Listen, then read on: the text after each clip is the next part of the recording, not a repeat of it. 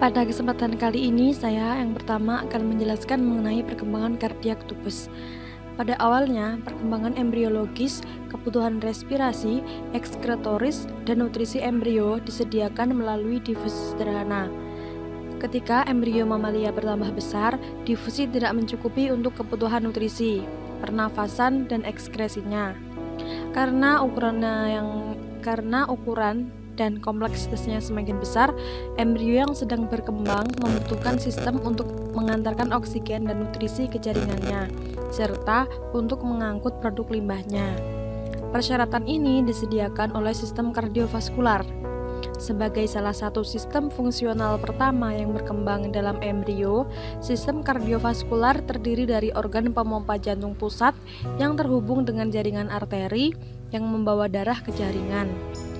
Sistem pembuluh lainnya yaitu adalah vena, yaitu yang membawa darah dari jaringan kembali ke jantung. Adapun sebuah sistem pembantu yaitu sistem limfatik merupakan sistem yang membantu dalam kembalinya cairan ekstraseluler ke sistem vaskular. Yang selanjutnya yaitu pembentukan pembuluh darah. Pembentukan pembuluh darah terjadi dalam dua langkah berurutan, yaitu vaskulogenesis dan angiogenesis. Vaskulogenesis merupakan proses pembentukan pembuluh darah baru secara de novo dari diferensiasi sel-sel endotel, sedangkan angiogenesis merupakan proses fisiologis di mana pembuluh darah baru terbentuk dari pembuluh darah yang telah ada. Angiogenesis adalah proses normal dan penting dalam pertumbuhan, perkembangan, serta dalam penyembuhan luka.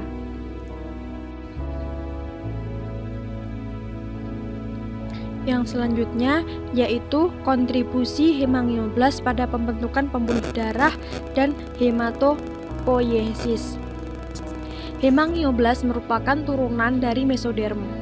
Hemangioblas dibagi menjadi dua, yaitu angioblas dan sel punca hematopietik. Selanjutnya, angioblas juga dibagi lagi menjadi dua, yaitu sel otot polos pembuluh darah serta sel endotel.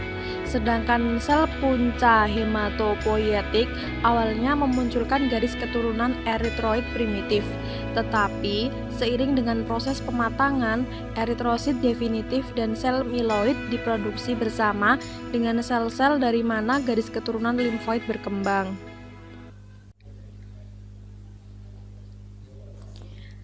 Selanjutnya yaitu tahapan berurutan dalam pembentukan pembuluh darah dan sel darah dari pulau darah di kantung kuning telur.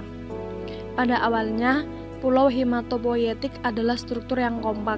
Kemudian, sel-sel di pinggiran pulau-pulau darah mengubah bentuknya di bawah pengaruh faktor pertumbuhan dan menjadi squamosa, membungkus sel-sel yang terletak di pusat. Sel-sel squamosa membentuk lapisan endotel dari sistem vaskular yang muncul dan sel-sel terletak di pusat menjadi sel hemoblastik atau eritrosit berinti embrionik.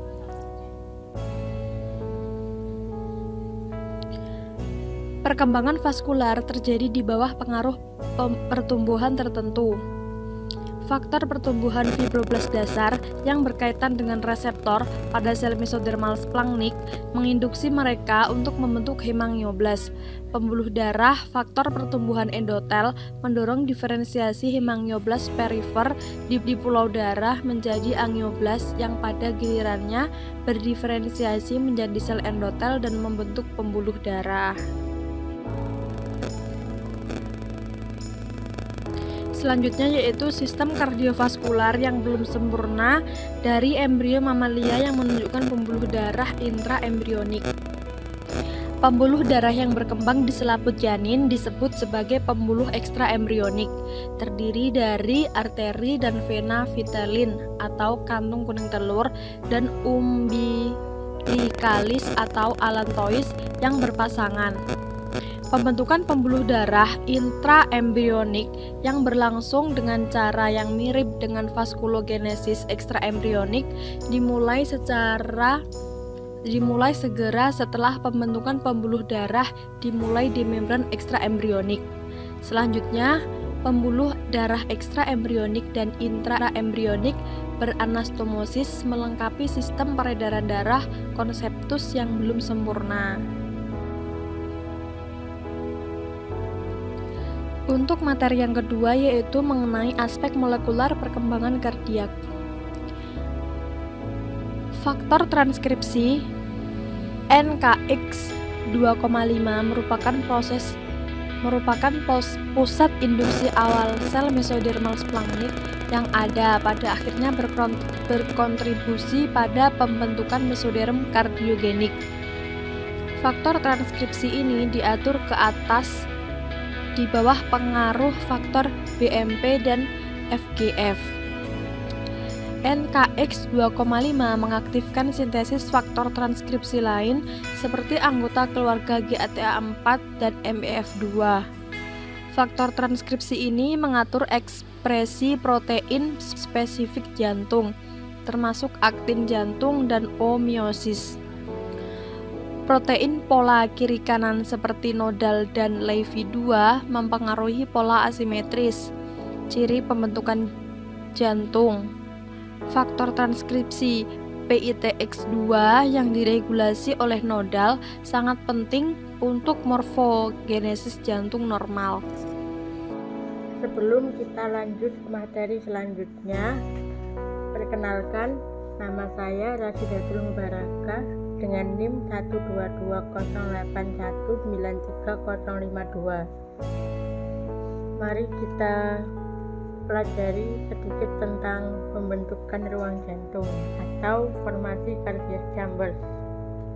Partisi yang terbentuk di jantung mamalia primordial secara bertahap mengubah tabung jantung berdenyut tunggal menjadi organ 4 bilik yang kompleks. Meskipun pembentukan septa jantung terjadi pada waktu yang hampir bersamaan, untuk tujuan deskriptif pembentukannya digambarkan seolah-olah merupakan peristiwa yang terpisah. Jantung janin terus berfungsi secara efektif karena perubahan struktural utama yang sedang berlangsung. Dalam formasi cardiac chambers atau pembentukan ruang jantung dapat terjadi yang pertama pemisahan kanal atrioventrikular. Di wilayah kanal atrioventrikular, dua massa jaringan mesenkim jantung yang dikenal sebagai bantalan endokardium yang terletak di antara endokardium dan miokardium memanjang satu sama lain dan menyatu. Bantalan endokardium yang menyatu membentuk septum intermedium yang membagi kanalis atrioventrikular communis menjadi bukaan atrioventrikular kiri dan kanan. Gambar yang tercantum itu menjelaskan tentang tahapan pembagian kanalis atrioventrikular communis menjadi bukaan atrioventrikular kiri dan kanan yang dihasilkan dari fusi bantalan endokardium dan pembentukan septum intermedium yang setinggi bantalan endokardium. Panah pada gambar A dan B itu menunjukkan arah pertumbuhan bantalan endokardium, dan panah pada gambar C menunjukkan arah aliran darah. Yang kedua yaitu pemisahan atrium janin umum. Selama proliferasi bantalan endokardium, lipatan berbentuk bulan sabit, septum primum muncul dari dinding dorsal atrium janin umum dan memanjang menuju bantalan endokardium. Septum primum secara bertahap membagi atrium umum menjadi atrium kiri dan kanan. Saat septum primum tumbuh ke arah bantalan endokardium, sebuah lubang foramen primum tetap berada di antara atrium kiri dan kanan janin. Foramen ini secara bertahap mengecil, dan ketika septum primum mencapai bantalan, akhirnya menutup. Namun, sebelum penutupan foramen primum, kematian sel terprogram di bagian tengah septum primum yang dapat menghasilkan pembentukan saluran komunikasi baru antara atrium kiri dan kanan, foramen sekundum. Nah, pada gambar yang tercantum itu menjelaskan tentang tahapan dalam pembagian atrium dan ventrikel yang sedang berkembang yang mengarah pada pembentukan atrium dan ventrikel kiri dan kanan. Panah pada gambar F itu menunjukkan arah aliran darah melalui foramen ovalis. Yang ketiga yaitu bentuk akhir atrium kanan dan atrium kiri. Bentuk akhir atrium kanan. Pada tahap awal morfogenesis jantung, darah yang kembali dari sisi kiri embrio memasuki tanduk kiri sinus venosus. Darah dari sisi kanan embrio memasuki tanduk kanan sinus. Darah vena yang masuk ke sinus venosus memasuki atrium embrionik melalui lubang sinoatrium yang diatur oleh katup sinoatrium yang terdiri dari komponen kiri dan kanan. Perkembangan sun vena antara sistem vena sistemik kiri dan kanan mengarah ke arah aliran yang lebih disukai, yaitu ke sisi kanan. Dapat mengakibatkan tanduk kanan sinus venosus sementara tanduk kiri berkurang ukurannya. Saat partisi atrium berlangsung, bukaan sinoatrium menempati posisi bagian kanan atrium janin. Secara bertahap, tanduk kanan sinus venosus menjadi dimasukkan ke dalam atrium kanan janin. Dalam bentuk akhirnya, atrium kanan terdiri dari atrium kanan janin yang menjadi auricula kanan yang berotot. Sedangkan tanduk kanan sinus venosus menjadi sinus venarum berdinding tipis tempat aliran balik vena dari tubuh memasuki jantung. Bentuk akhir atrium kiri. Vena pulmonalis embrionik berkembang sebagai hasil dari atrium kiri janin di sebelah kiri septum primum. Vena terbagi menjadi cabang kiri dan kanan yang mensuplai tunas bronkial yang sedang berkembang. Kemudian cabang kiri dan kanan terbagi lagi dengan cara yang mirip dengan penggabungan kornu kanan sinus venosus ke dalam atrium kanan. Vena pulmonalis yang membesar dan cabang-cabangnya bergabung ke dalam atrium kiri. Dengan demikian, 4 vena pulmonalis tergabung ke dalam atrium kiri yang terbentuk sepenuhnya, 2 dari setiap paru-paru. Oleh karena itu, atrium kiri terdiri dari atrium kiri janin yang menjadi daun telinga kiri dan vena pulmonalis terintegrasi yang membentuk bagian halus dari dinding bilik ini. Pada gambar yang tercantum yaitu menjelaskan tentang penggabungan sinus venosus ke atrium kanan janin dan penggabungan vena pulmonalis ke atrium kiri janin. Selanjutnya yaitu pembentukan ventrikel kiri dan kanan. Setelah pertumbuhan diferensialnya, bulbus cordis atau bola jantung itu terdiri dari bagian melebar yang berdekatan dengan ventrikel dan bagian yang tidak melebar disebut sebagai conus cordis yang berlanjut dengan truncus arteriosus. Bagian bulbus cordis atau bola jantung yang melebar dan ventrikel embrionik membentuk ruang bersama. Secara eksternal, pembagian antara bulbus cordis atau bola jantung dan ventrikel ditandai oleh alur sulcus interventrikular dan di bagian dalam oleh lipatan otot septum interventrikular primordial. Saat dinding ventrikel dan bulbus cordis atau bola jantung bertambah tebal, divertikulasi permukaan dalamnya memberikan gambaran trabekular ke myokardium. Pada tahap ini, ventrikel embrionik dapat dianggap sebagai ventrikel kiri primitif dan bulbus cordis atau bola jantung yang melebar sebagai ventrikel kanan primitif. Ventrikel membesar dengan pertumbuhan perifer yang diikuti dengan peningkatan divertikulasi dan trabekulasi dinding bagian dalamnya.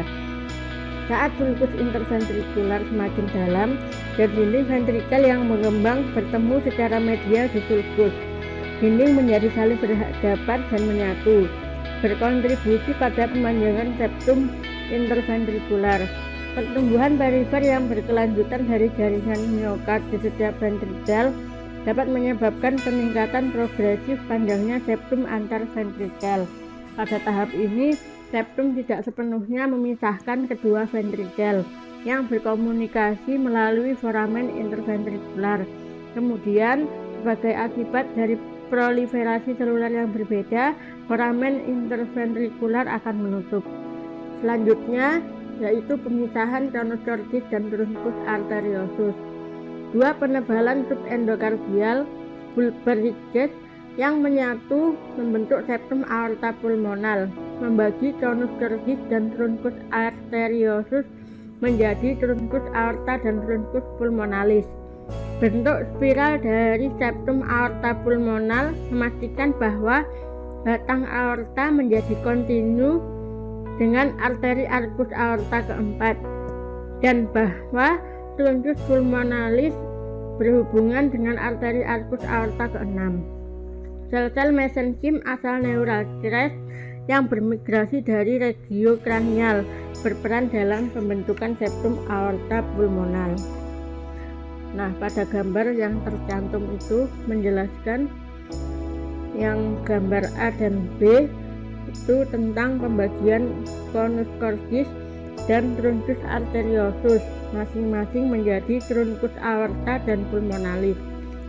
Dan pada gambar C itu susunan spiral septum aorta pulmonal dan hubungan akhir truncus aorta dan pulmonalis.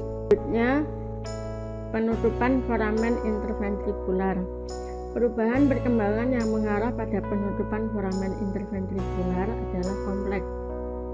Bagian membran dari septum interventrikular yang menyebabkan penutupan foramen interventrikular terbentuk dari proliferasi jaringan yang berasal dari bulbar ridges, septum aorta pulmonal, septum intermedium, dan septum interventrikular muskular. Setelah penutupan, batang paru membawa darah dari ventrikel kanan, dan batang aorta membawa darah dari ventrikel kiri.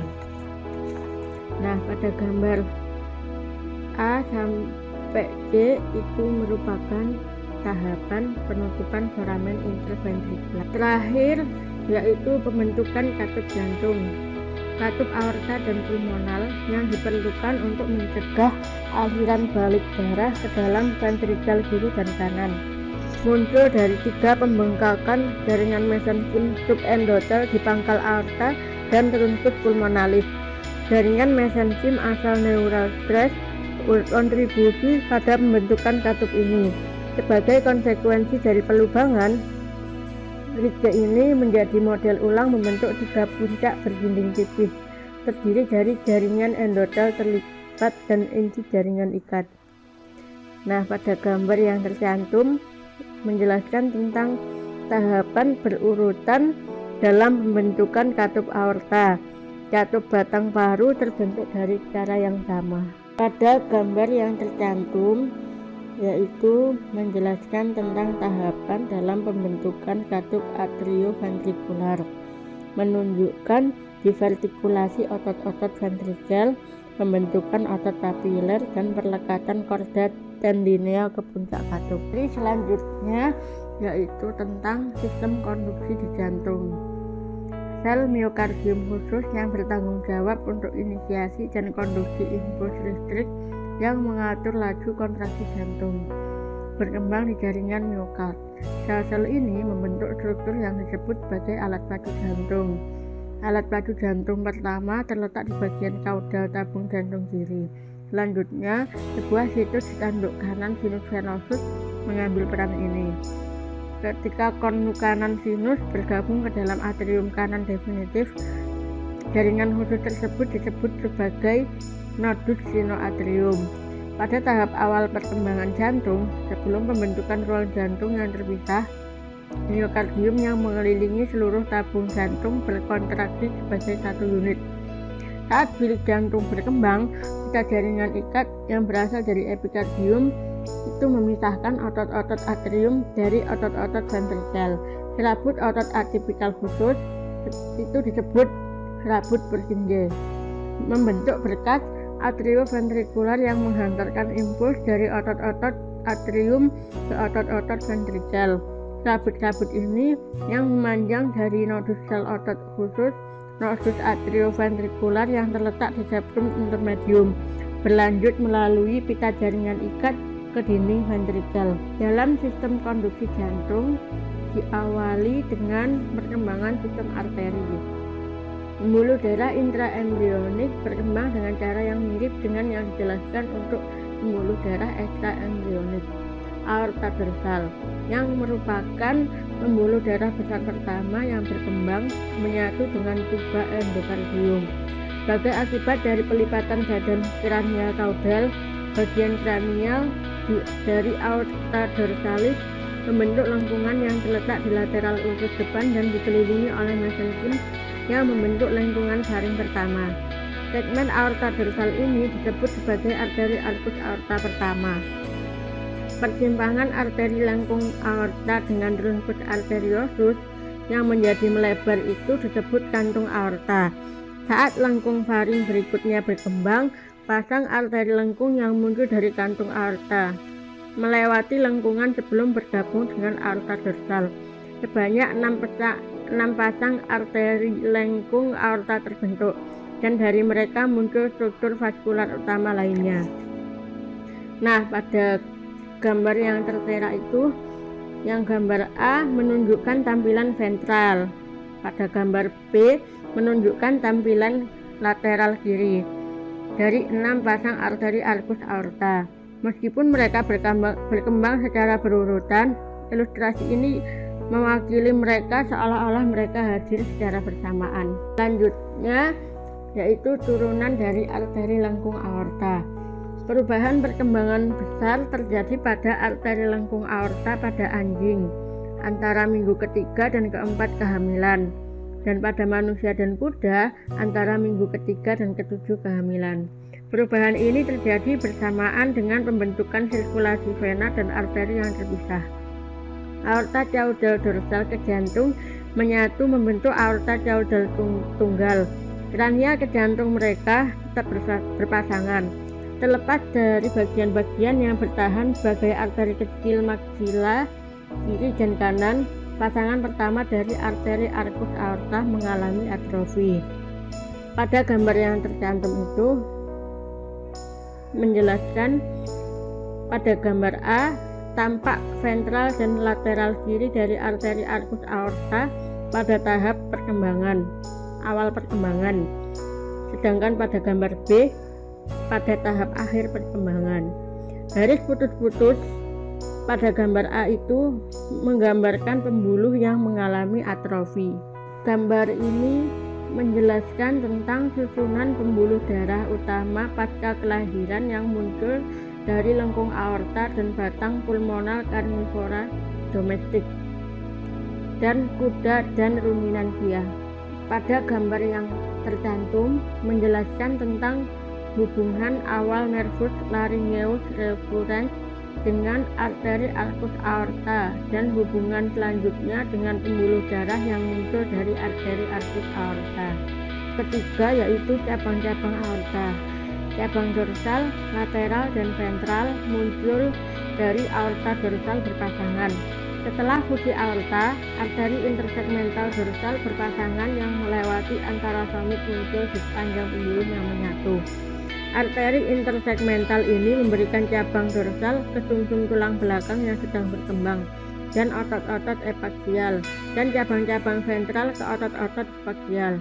Arteri intersegmental ketujuh mensuplai tunas tungkai depan yang sedang berkembang. Seri dari anastomosis longitudinal berkembang di antara arteri intersegmental. Di regio cervikal, 6 arteri intersegmental pertama antara anastomosis longitudinal dan atrofi aorta dorsal. Arteri yang terbentuk dari anastomosis ini, arteri vertebralis, muncul dari arteri intersegmental ketujuh.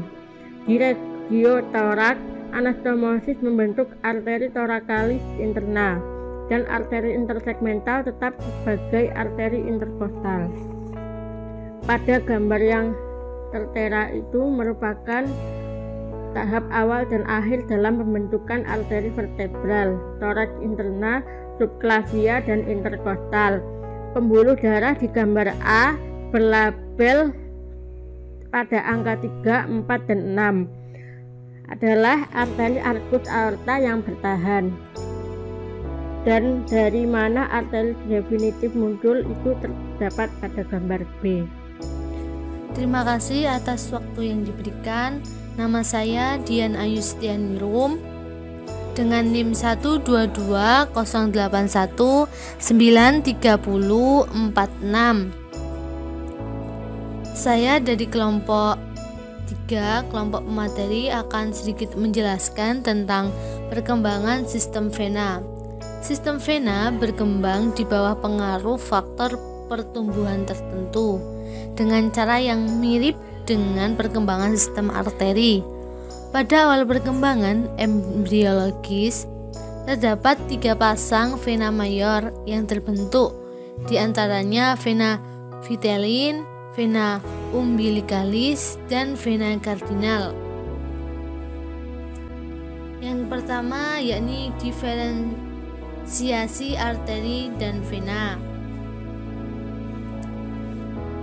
Sementara sel-sel endotel memiliki kemampuan yang melekat, pada akhirnya berkembang di sepanjang jalur vena, paparan sinyal vague dan node dapat meningkatkan pembentukan arteri. Selama angiogenesis, interaksi antara EP2 dan EP4 pada titik anastomosis sistem arteri dan vena memastikan bahwa fungsi ujung ke ujung hanya dapat terjadi antara kapiler arteri dan vena. Sementara fusi lateral antara kapiler arteri dan vena dicegah. Ini adalah gambar dari peran interaksi reseptor ligan dalam fusi sel endotel, arteri, dan vena.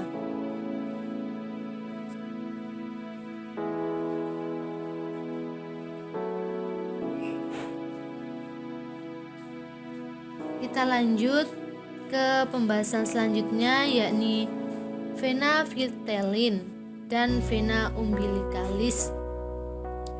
Vena vitellin berpasangan yang membawa darah dari kantong kuning telur ke jantung, melewati umbilikus ke dalam embrio dan berjalan ke kranial. Satu di kedua sisi usus depan melalui septum transversum dan masuk ke sinus fonsus.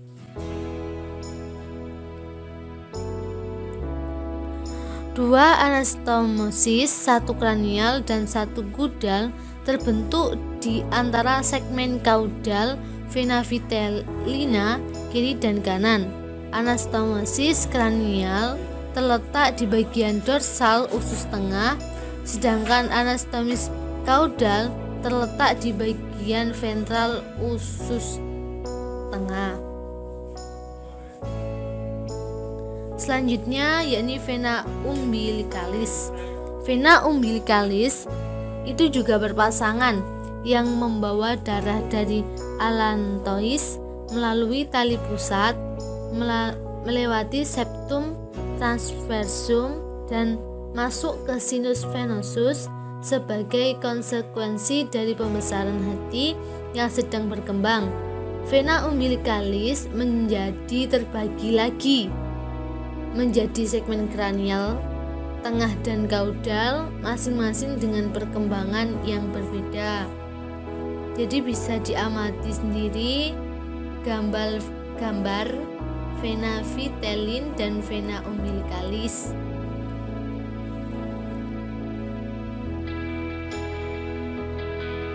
Selanjutnya yakni vena cardinal.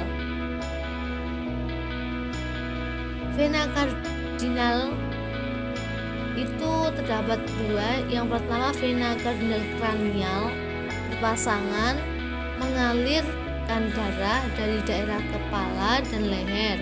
Sementara yang kedua yakni vena cardinal kaudal yang berpasangan mengalirkan darah ke dinding tubuh. Vena cardinal kranial dan kaudal di sisi kiri dan kanan ini menyatu membentuk vena kardinal komunis kiri dan kanan yang bermuara ke dalam sinus venosus. Sebagai sistem vena terus berkembang, vena kardinal kranial menimbulkan vena jugularis internal dan eksternal, vena brachiosphalica, dan vena cava kranial. Dua set vena berpasangan muncul dari vena kardinal caudal. Vena subkardinal mengalirkan mesonephros yang sedang berkembang, dan vena suprakardinal mengalirkan darah dorsal ke dinding tubuh.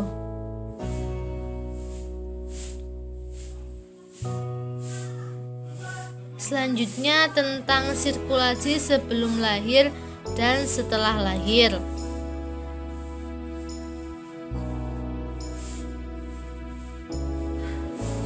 Bisa diamati gambarnya, meskipun agak kurang jelas.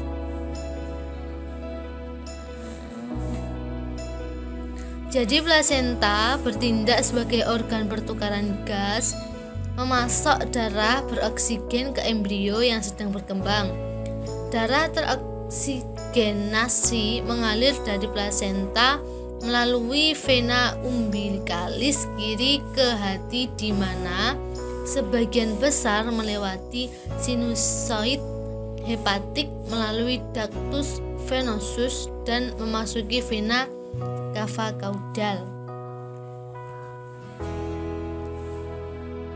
Nah, sini darah dari vertikal kanan dipompa ke truncus pulmonalis, di mana karena resistensi pembuluh darah pulmonal, volume yang lebih besar melewati ductus arteriosus ke aorta caudal.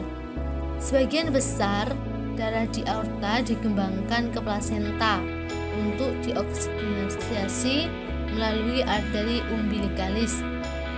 Cabang dari aorta caudal mensuplai organ toraks dan abdomen. Selanjutnya kita membahas tentang perubahan peredaran darah saat lahir.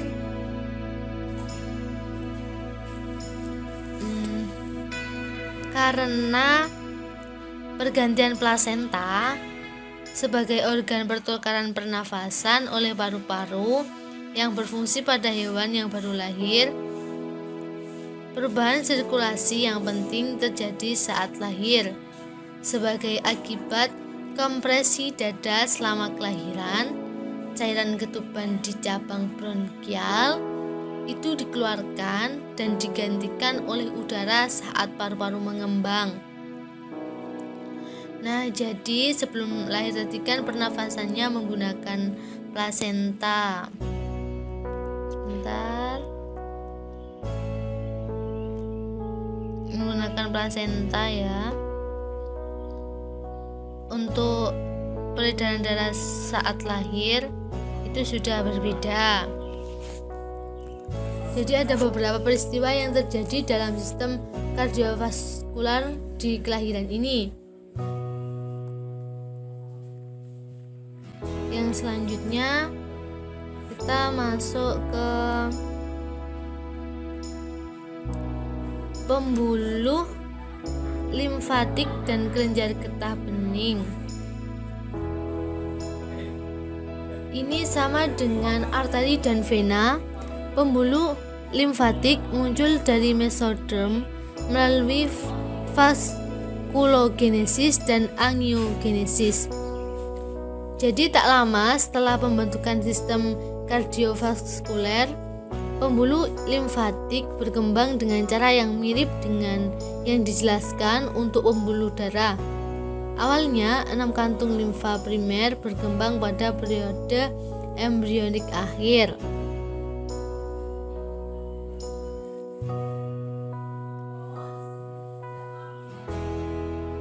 Bisa dilihat ya gambarnya. Nah, Ini adalah gambar perkembangan getah bening. Bentar. Perkembangan kelenjar getah bening. Terlepas dari sistem sili, kantung limfa diubah menjadi nodus limfa dengan agregasi jaringan limfoid di sekitar kantung.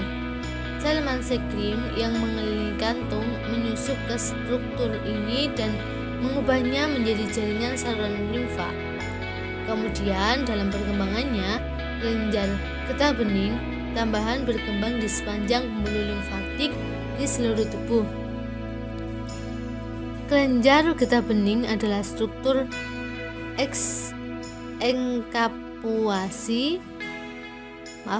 enkapsulasi yang terdiri dari anyaman sel retikuler yang mengandung banyak limfosit.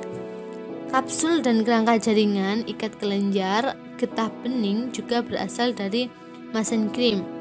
Kelenjar getah bening yang berkembang menjadi benih oleh limfosit yang berbeda dari timus dan sumsum tulang yang menimbulkan massa limfoid nodular.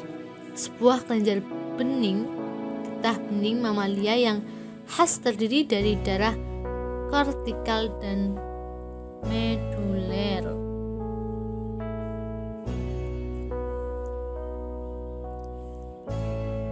Selanjutnya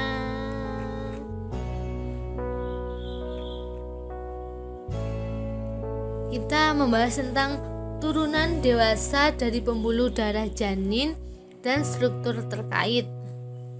Jadi ada 3, yakni pertama, sisa bagian intraabdominal dari vena umbilicalis kiri tetap ada pada hewan dewasa sebagai ligamen bulat hati. Yang kedua, ductus venosus menjadi ligamentum venosum. Yang ketiga, setelah penutupan anatomis, foramen oval diwakili oleh lekukan yang dikenal dengan fossa ovalis. Bagian intraabdominal dari arteri umbilicalis membentuk ligmen bulat kandungan kemih yang terletak di ligmen lateral kandungan kemih.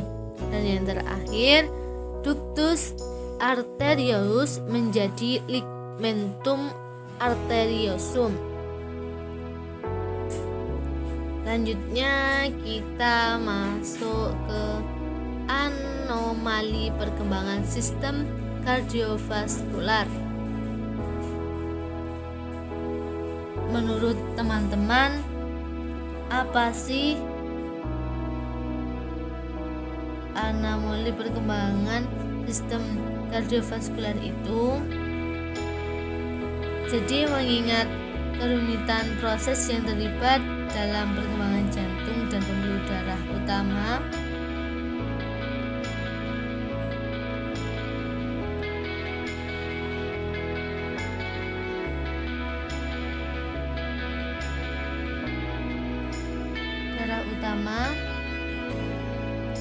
dan perubahan peredaran darah yang dramatis yang terjadi saat lahir, tidak mengherankan bahwa anomali kongenital kadang-kadang terjadi di mamalia.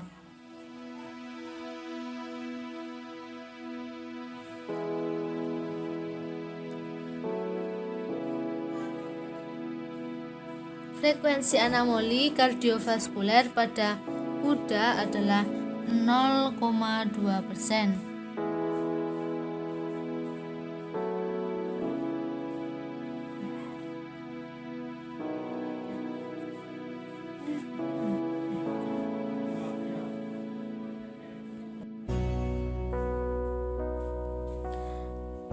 Selanjutnya yakni anomali perkembangan sistem kardiovaskular. Teman-teman tahu nggak sih apa itu anomali perkembangan sistem kardiovaskular?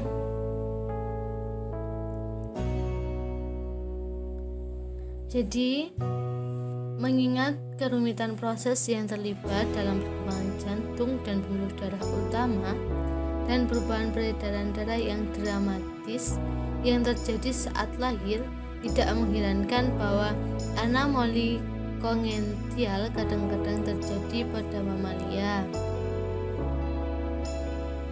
Prevalensi anomali kardiovaskuler bawaan pada anjing adalah sekitar 100%, dengan insiden yang lebih tinggi pada hewan silsilah dibandingkan dengan ras campuran.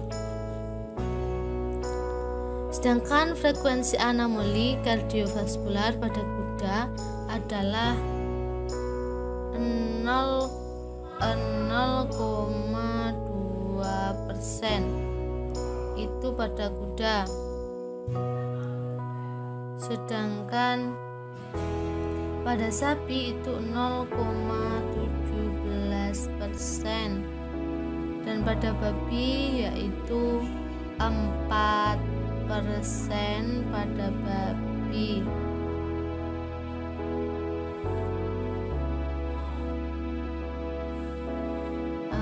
Pada kuda, sapi, dan babi, defek septum ventrikel dan stenosis aorta adalah anomali kardiovaskuler yang paling umum dilaporkan. Frekuensi anomali kardiovaskuler yang tercatat lebih rendah pada hewan penghasil makanan dapat dikaitkan dengan fakta bahwa banyak yang biasanya disembelih sebelum tanda-tanda klinis menjadi jelas.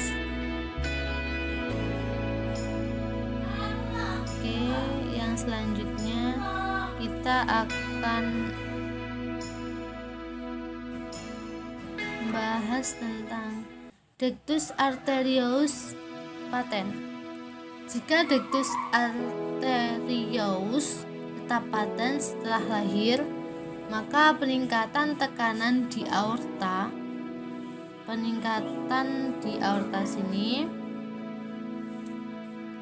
dan vertikal kiri memaksa darah dari aorta ke dalam arteri pulmonalis dan kadang-kadang ke dalam vertikal kanan untuk mempertahankan sirkulasi sistemik yang memadai untuk fungsi normal. Curah jantung ini harus ditingkatkan. Oke, selanjutnya kita masuk ke stenosis pulmonal. Jadi stenosis pulmonal itu penyempitan arteri pulmonalis. Di sini terjadi penyempitan arteri pulmonalis atau katup pulmonal menghambat aliran normal darah dari ventrikel kanan ke paru-paru. Suatu kondisi yang disebut sebagai stenosis pulmonal. Bentuk katup dari kondisi terjadi lebih sering daripada bentuk arteri. Kondisi ini dilaporkan lebih sering pada bulldog, fox terrier, beagle, dan Gishorn daripada ras anjing lainnya. Selanjutnya yakni stenosis aorta. Penyempitan aorta atau katup aorta menghambat aliran keluar aorta normal dari ventrikel kiri.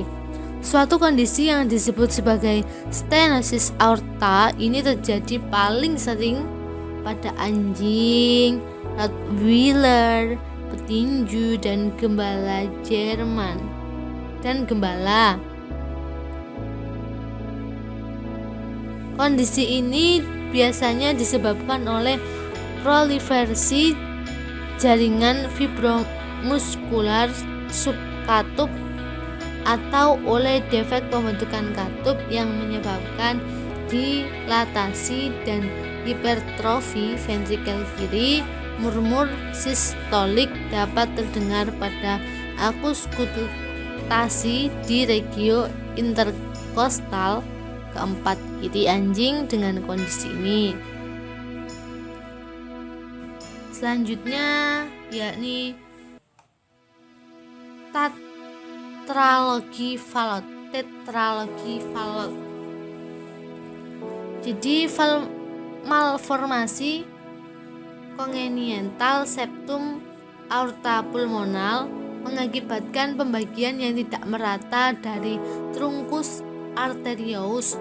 Terkait dengan defek septum ventral menimbulkan kondisi yang dikenal sebagai tetralogi Fallot.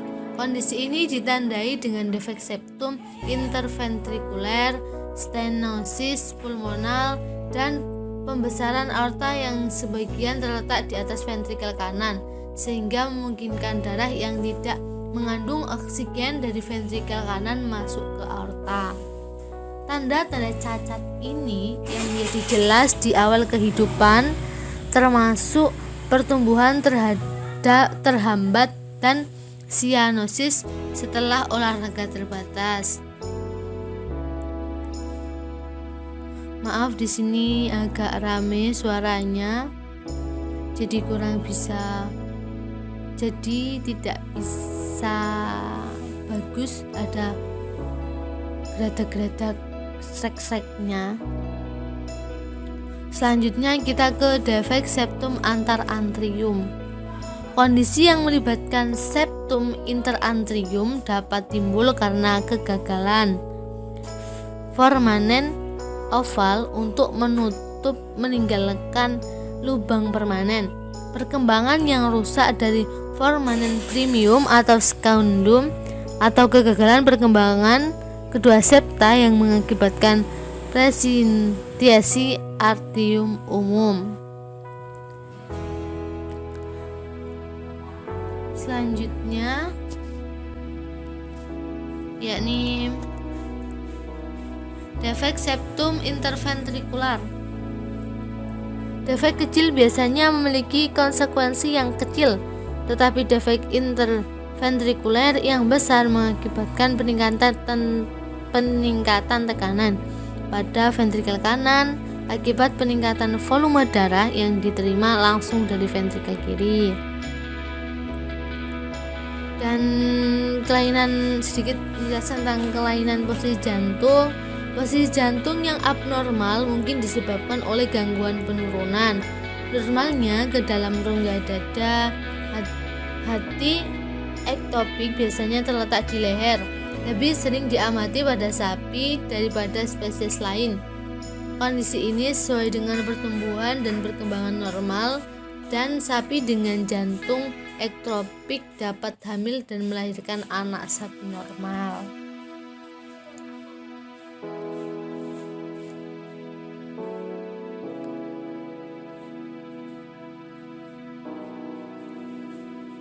Selanjutnya kita ke pembahasan pirau vena congenital. Anomali yang timbul karena persistensi anastomosis antara vena porta dan vena cava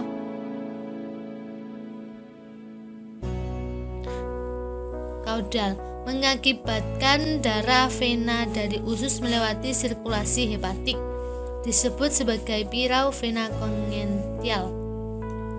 Persistensi ductus venosus yang memungkinkan darah dari vena portal melewati hati dan memasuki vena cava caudal adalah contoh pirau vena intrahepatik. Kegagalan darah untuk bersirkulasi melalui hati mengakibatkan akumulasi zat beracun seperti amonia dalam darah yang dapat menyebabkan disfagus neuroplasi. Yang selanjutnya yakni anomali cincin vaskular. Apa sih cincin vaskular itu? Bisa dicari ya sendiri-sendiri. Cincin vaskular dapat terbentuk dari kanan yang persisten arcus aorta yang berasal dari arteri arcus aorta keempat kanan yang digabungkan dengan ductus arteriosus kiri, arteri subactiva yang menyimpang, dan lengkung aorta ganda. Yang kedua, lengkungan aorta kanan persisten dikombinasikan dengan ductus arteriosus kiri.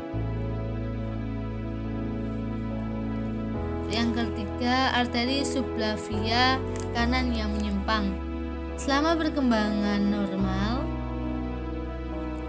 arteri subclavia kanan muncul dari arteri arcus aorta keempat dan arteri intersegmental ketujuh kanan.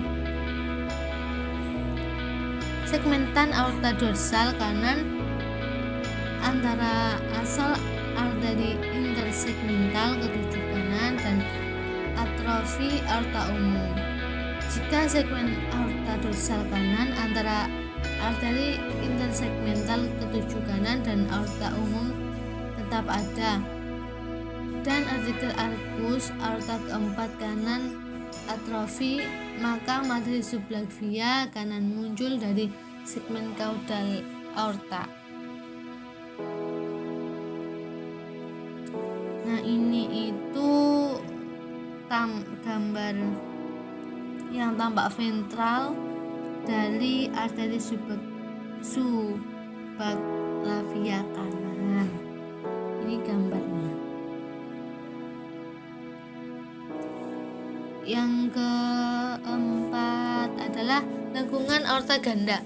Kegagalan atrofi aorta dorsal kanan menyebabkan cincin vaskular yang melibatkan arteri arcus aorta keempat kiri dan kanan serta aorta dorsal kiri dan kanan.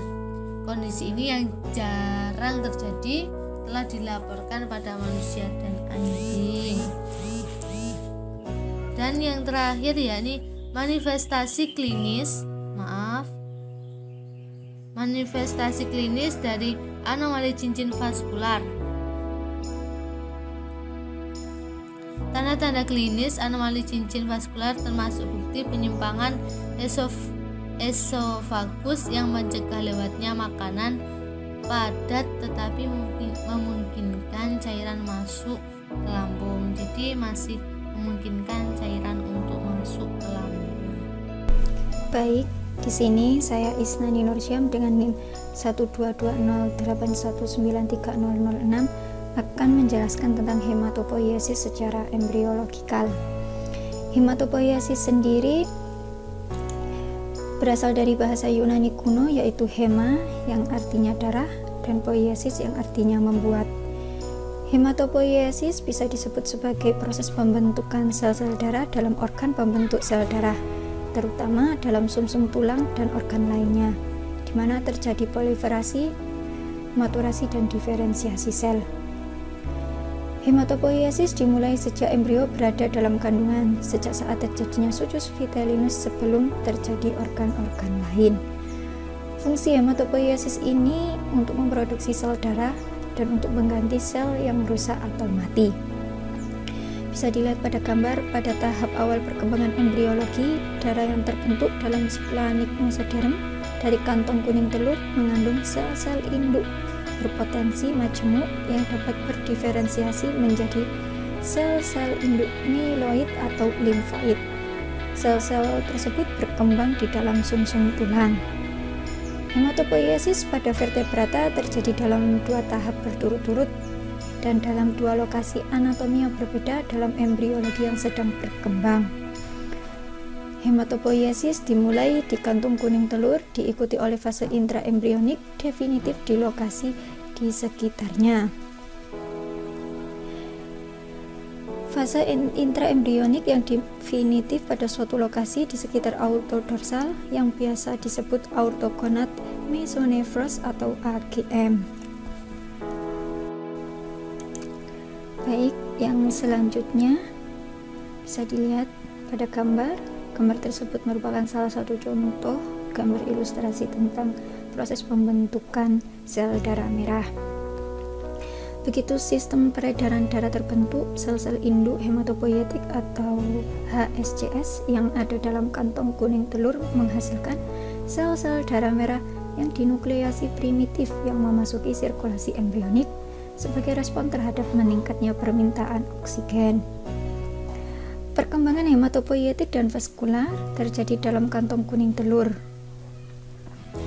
Aniodan hematopoietic stem cell muncul dari splanik mesoderma prekursor umum hemangioblast Munculnya sel-sel hematopoietik prekursor pada masa embriologi murin terjadi kira-kira 7 hari setelah pembuahan sebagai sel-sel mesodermal embrionik luar yang berhubungan dengan endoderm membentuk pulau-pulau darah.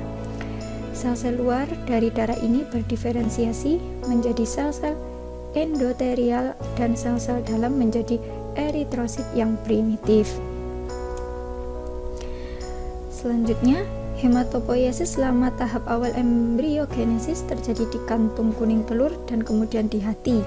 Selama 3-7 bulan, kehamilan terutama terjadi di limpa dan sesaat sebelum kelahiran hingga lahir dan seterusnya atau hingga dewasa terjadi terutama di sumsum tulang. Sebagai lokasi hematopoiesis yang pertama, pembuluh darah kantung kuning telur mengandung terutama eritrosit, makrofagus, dan megakariosit. Sel-sel ini memiliki berbagai kandungan, mulai dari sel-sel yang dihasilkan oleh mamalia setelah lahir, seperti embryonik eritrosit yang mengandung nuklei, makrofagus tidak memakan tahap monosit, dan sintesis berbagai macam enzim dari makrofagus yang muncul dari sel induk mieloid dan yang memproduksi megakariosit, trombosit dalam tingkat yang dipercepat. Gelombang kedua pengembangan hematopoietik terjadi di AGM autodorsal, dianggap oleh banyak peneliti sebagai lokasi utama pembentukan HCS pada awal masa kehamilan di semua vertebrata. Diperkirakan bahwa sel-sel yang berasal dari AGM ini memasuki sirkulasi dan didistribusikan ke hati janin, kemudian ke sumsum tulang, dan mungkin ke organ yang lainnya. Selanjutnya, setelah kelahiran, proses hematopoiesis di beberapa jaringan tersebut berhenti dan sumsum tulang merupakan satu-satunya tempat pembentukan eritrosit dan leukosit. Kemudian dilepaskan ke dalam peredaran darah. Pada tahun pertama kelahiran hampir seluruhnya di sumsum tulang dan sumsum merah. Sedangkan pada umur 5-7 tahun, sel-sel lemak mulai muncul untuk menggantikan sumsum tulang merah menjadi sumsum tulang kuning, sehingga akhirnya pada umur dewasa sumsum tulang merah hanya ada di tulang pipi saja. Sel induk berpotensi majemuk terus-menerus menghasilkan lebih banyak dari diri mereka sendiri. Sel-sel hematopoietik secara konstan dihasilkan dari sel-sel batang pluripoten, di mana beberapa sel pluripoten ini menjadi sel-sel induk yang tidak berpotensi. Selanjutnya, beberapa sel dari populasi yang tidak berdaya ini berdiferensiasi menjadi sel-sel prekursor. Sebagian terbentuk menjadi salah satu jenis sel darah yang matang, seperti eritrosit, monosit, limfosit, trombosit, dan granulosit.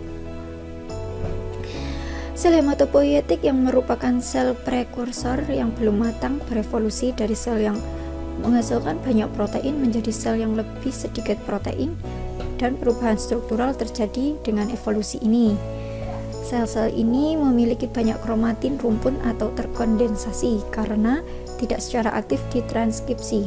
Selain itu, sel-sel ini memiliki lebih banyak nukleol, aparatus Golgi yang lebih kecil, dan lebih sedikit ribosom, sehingga mereka menunjukkan pewarnaan hematoksilin basofilik yang lebih sedikit.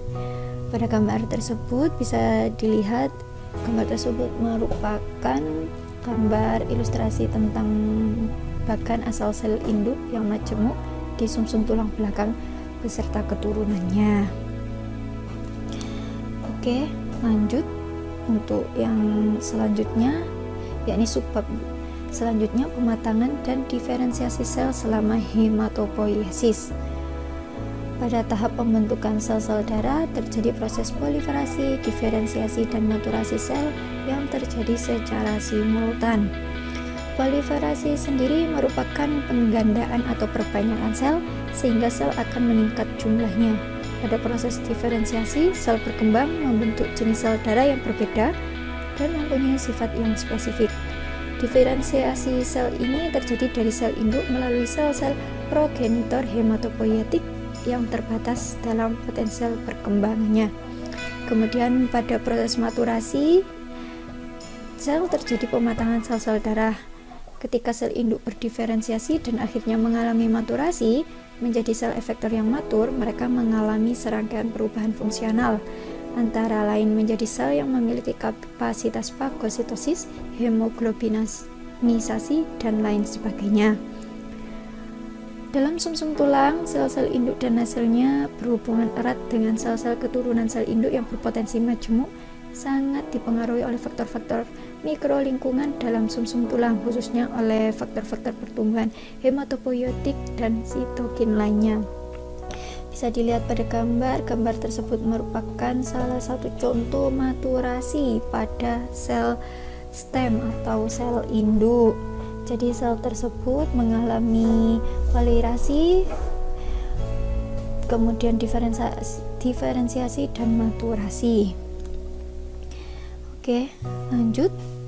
Sel induk mempertahankan kemampuan untuk membelah dan menciptakan kembali dirinya sendiri. Jadi sel induk itu memiliki kemampuan untuk mempertahankan dan membelah dirinya sendiri. Sementara juga memiliki kemampuan untuk menghasilkan keturunan yang mampu berspesialisasi menjadi jenis sel yang lebih terdiferensiasi. Nah, bisa dilihat pada gambar di sini beberapa sel punca lebih rentan untuk menghasilkan keturunan yang terdiferensiasi yang dikompensasikan oleh set lain sel punca yang membelah secara simetris untuk mempertahankan kumpulan sel punca dalam populasi ini. Saat sel di dalam setiap lapisan germinal berkembang dan berdiferensiasi, sel punca tetap dipertahankan di dalam jaringan yang sering berkembang ini. Sel punca ini multipoten dan berfungsi untuk menghasilkan tipe sel yang dengan spesifisitas terbatas untuk jaringan tempat mereka berada. Pada tahun-tahun belakangan ini, sel-sel induk pada orang dewasa yang sanggup mempertahankan, menghasilkan, dan mengganti sel-sel yang diferensiasi secara fatal dalam garis diferensiasi yang telah ditetapkan telah digambarkan contoh sel-sel induk seperti itu pada orang dewasa mencakup hematopoietik sel-sel induk yang sanggup menghasilkan sumsum tulang, limfoid, dan mieloid. Sel-sel induk saraf dengan kesanggupan untuk berdiferensiasi menjadi neuron-neuron, astrosit, dan oligodendrosit, serta sel-sel induk pankreas. Nah, ketika sel induk berdiferensiasi dan akhirnya mengalami maturasi menjadi sel efektor yang matur, mereka mengalami serangkaian perubahan fungsional, antara lain menjadi sel yang memiliki kapasitas fagositosis, hemoglobinisasi, dan lain-lain sebagainya. Kemudian bisa dilihat pada gambar itu merupakan bakat tentang diferensiasi dan maturasi pada hematopoiesis. Setelah pembelahan, sel induk dapat menghasilkan sel anak yang dapat matang menjadi jenis sel yang berdiferensiasi akhir. Pembelahan sel dapat terjadi baik secara simetris maupun asimetris. Jika sel punca membelah secara simetris, ia dapat menghasilkan dua sel punca yang memperbarui diri atau dua sel anak yang berkomitmen untuk berdiferensiasi yang menghasilkan masing-masing perluasan atau pengurangan populasi sel induk residen. Sebaliknya, jika sel punca membelah secara asimetris, itu bisa menstabilkan kumpulan sel punca serta menghasilkan sel anak yang terus berdiferensiasi. Strategi ini di mana dua jenis sel, yaitu sel induk dan sel yang berkomitmen untuk berkembang, diproduksi di setiap divisi, disebut mode asimetri sel induk tunggal dan terlihat di banyak jenis sel induk.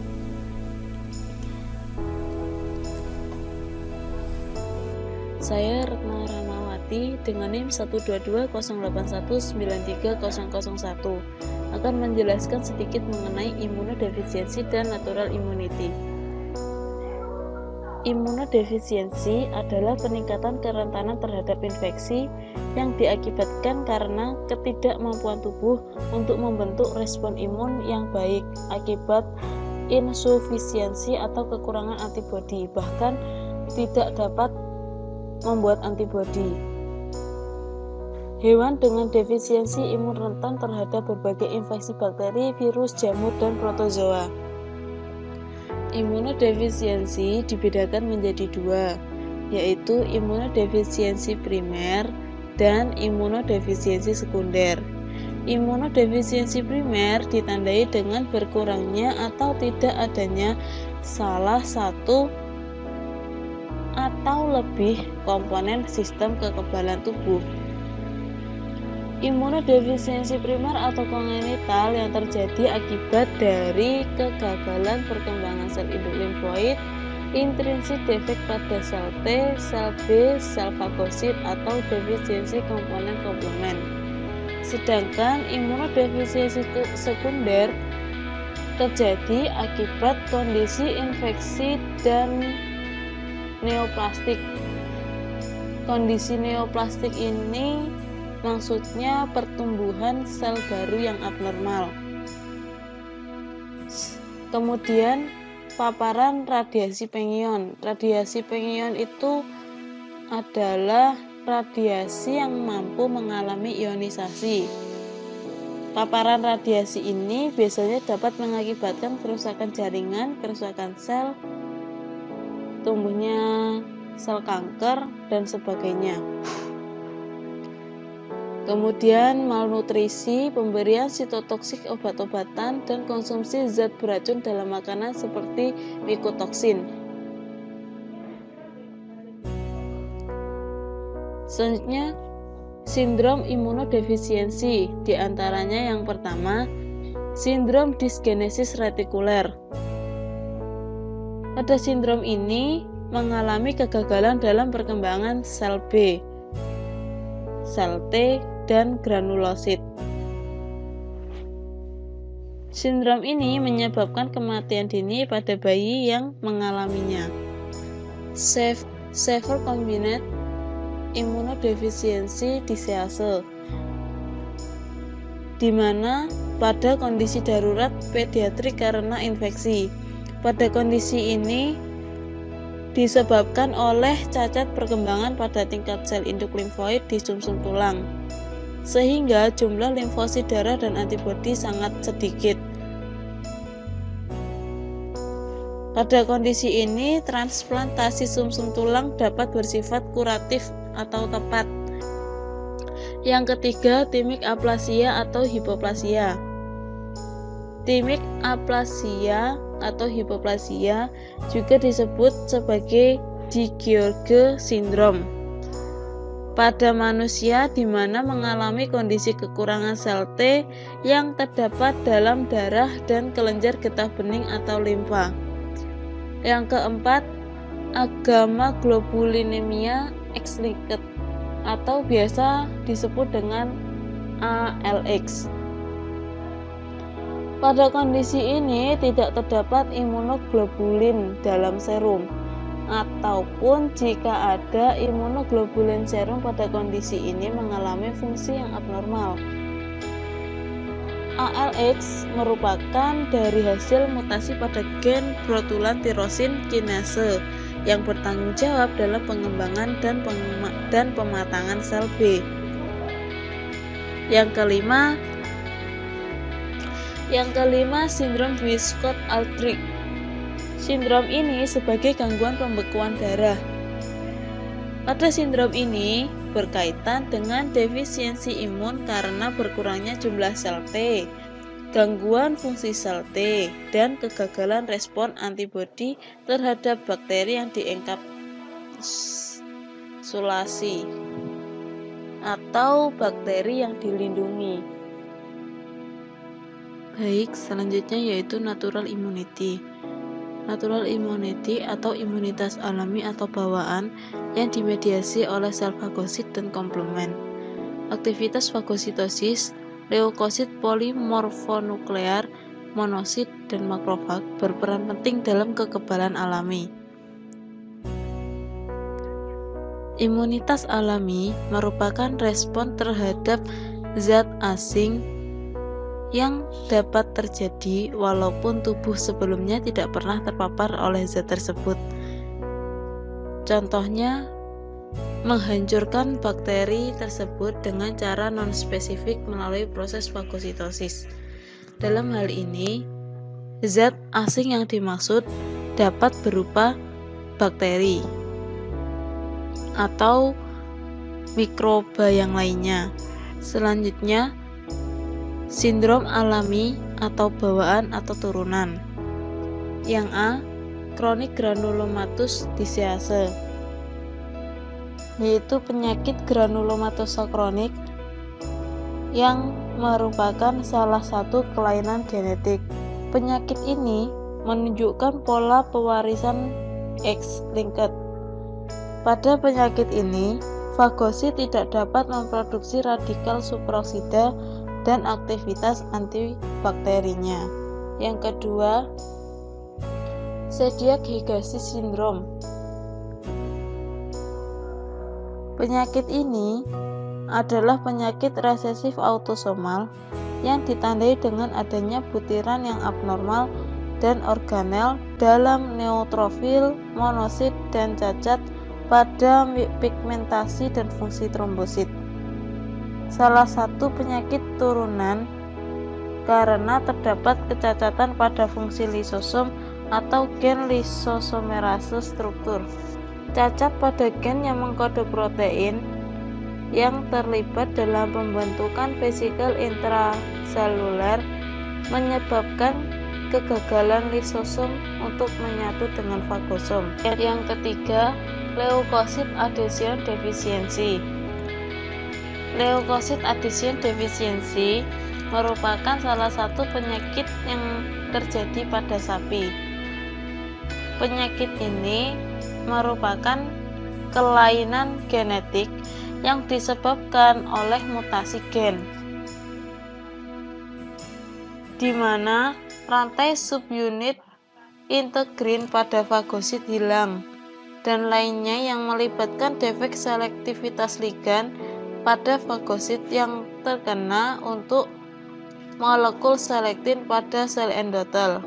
Hewan yang terkena biasanya meninggal di awal kehidupan karena terinfeksi bakteri berulang.